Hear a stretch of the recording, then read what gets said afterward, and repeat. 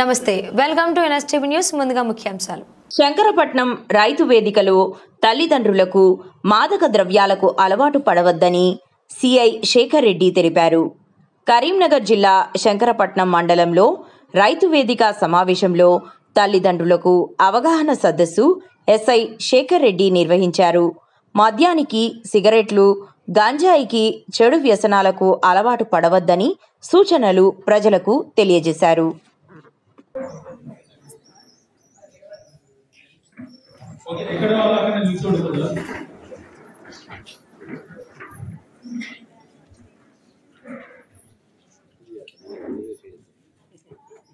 నాశనం చేసుకోవడం జరుగుతుంది.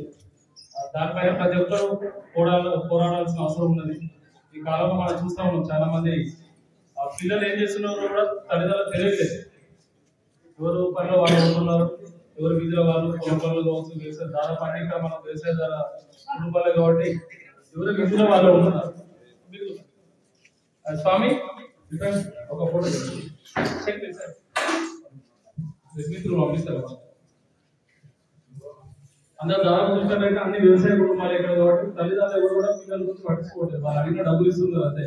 మంత్లీ ఇంత అమౌంట్ పంపించాలి, వాళ్ళ హాస్టల్ ఉంటారని, బయట చదువుకుంటారని, ఏదైతే బుక్ అన్నా, వస్తువు అన్నా, డ్రెస్ అన్నా, ఏదైనా కూడా డబ్బులు ఇస్తున్నారు అంతే తప్ప వాళ్ళు ఎక్కడికి వెళ్తారు, ఏం పని చేస్తున్నారు, ఆ డబ్బులు ఏం కొనుక్కుంటున్నారు, వాళ్ళు ఏదో నమ్మకంతో ఇచ్చేస్తున్నారు. నా బాబు నీ అనుకున్నట్టే చేస్తుండ్రు, నీ అనుకున్నట్టే మంచి దూరం వెళ్తుండ్రు అని అనుకుంటున్నారు తప్ప వాళ్ళు స్కూల్కి వెళ్ళిన తర్వాత, కాలేజీకి వెళ్ళిన తర్వాత ఏం చేస్తున్నారో మీరు ఎవరు గమనించట్లేదు. ఎందుకంటే మీరు దీని గురించి అవగాహన లేక చాలా మంది.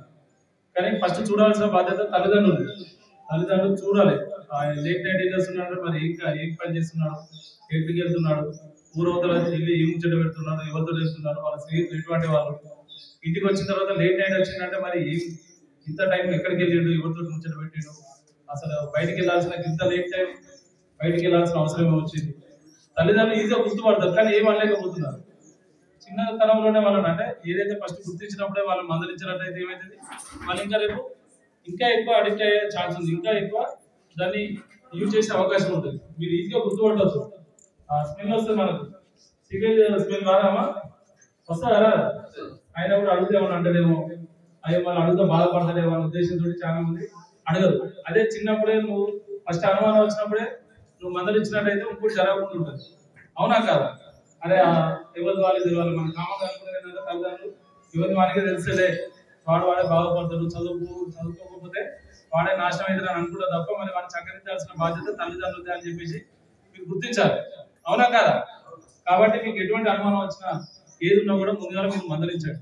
మీరు చెప్పండి, ఒకటికి 2 సార్లు చెప్పాలి, చేయడం కరెక్ట్ కాదు, నీవు ఎన్నో ఆశ పెడుతున్నావు, నువ్వు అనుకున్నట్టు చేయాలి, మీకు కష్టపడి నీకు అవసరాలు తగ్గట్టు నీకు డబ్బులు ఇస్తున్నావు, దాన్ని మంచిగా ఉపయోగించుకోవాలి తప్ప చెడు దారిన పడద్దు అని చెప్పేసి మంచిగా చెప్పాలి. చెప్పినట్లయితే వాళ్ళు చిన్నవి అలవాటు చేసుకుంటారు. ఒక స్టేజ్ దాటిన తర్వాత వాళ్ళు మన కంట్రోల్ లేకుండా పోతుంది, తల్లిదండ్రుల కంట్రోల్ లేకుండా వెళ్ళిపోవడం జరుగుతుంది. అవునా కాదు? అంటే మీకు ఇక్కడ ఉన్న వాళ్ళు కాదని తెలియకపోవచ్చు. కొంతమంది తల్లిదండ్రులు మా దగ్గరకు వచ్చి మాకు వాడు అవసరం లేదు సార్, మాకు గుట్టలేదు సార్ అని అంటారు. అంటే అంత ఆ స్టేజ్ వచ్చేదాకా చూస్తున్నారు.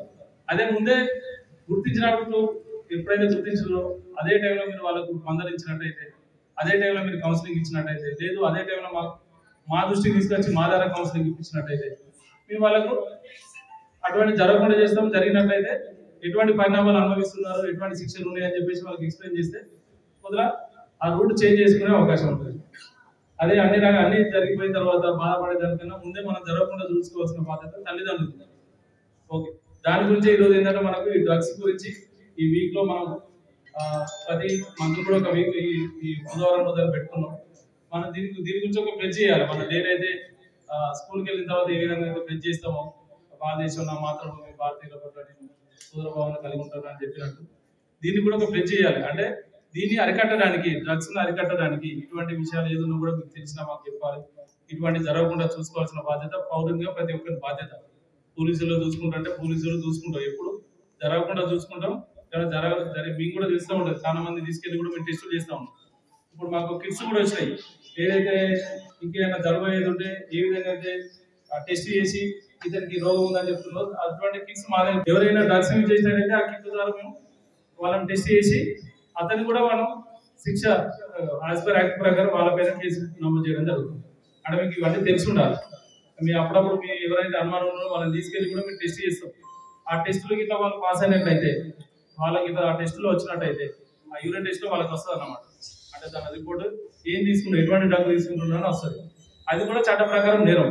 అయ్యో మావాడి దగ్గర ఏం దొరకలేదు కదా సార్, మావాడు ఇక్కడ దొరకలేదు కదా సార్, మావాడు కరెక్ట్ అనుకుంటే నీ దృష్టిలో మీ కూడా కరెక్టే, అవునా కాదు? కానీ అతను ఏం చేసిందో నీకు తెలియకపోవచ్చు. అందుకే మనం టెక్నికల్ గా ఇటువంటి కిట్స్ కూడా తయారు చేయడం జరిగింది. వాటి ద్వారా కూడా టెస్ట్ చేసి దానిలో రిజల్ట్ వచ్చినట్టయితే వాటిపైన కూడా చర్య తీసుకుంటాం.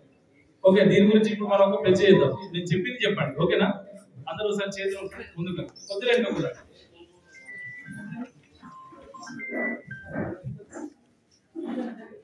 నమస్కారం.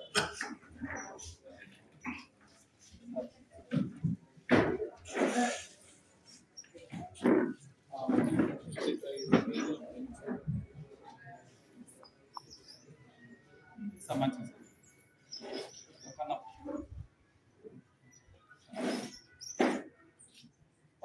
అన్న చేతులు ముందుకు పెట్టాలమ్మా, అందరు పెట్టాలి. నేను చెప్పింది చెప్పాలి. నేను మారక ద్రవ్యాలపై జరుగుతున్న పోరాటంలో క్రియాశీల భాగస్వామిని అవుతానని నేను డ్రగ్స్ రహిత జీవన శైలిని అనుసరిస్తూ నాతో పాటు ఏ ఒక్కరు డ్రగ్స్ బారిన పడకుండా ఉండడానికి కృషి చేస్తానని డ్రగ్స్ అమ్మకం, కొనుగోలు మరియు అక్రమ రవాణా చేసే వ్యక్తుల సమాచారాన్ని సంబంధిత అధికారులకు తెలియజేస్తానని నేను డ్రగ్స్ రహిత సమాజమే లక్ష్యంగా సాగుతున్న తెలంగాణ ప్రభుత్వ సంకల్పంలో భాగస్వామిని అవుతానని ప్రతిజ్ఞ చేయుచున్నాను. Thank you.